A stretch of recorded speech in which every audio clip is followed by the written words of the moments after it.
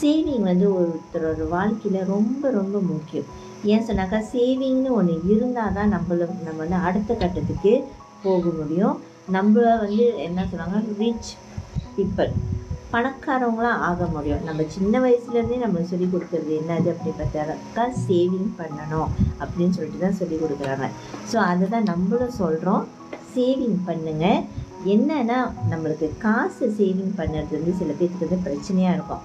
அதான் நான் சொன்னேன், நேற்று கையை செக் பண்ணுங்கள், உங்கள் கையை இப்படி வச்சு நீங்கள் பாருங்கள், இதில் நிறைய ஓட்டை இருக்குனாக்கா அப்போ தான் காசு நம்ம கையில் தங்கிறது கஷ்டங்க.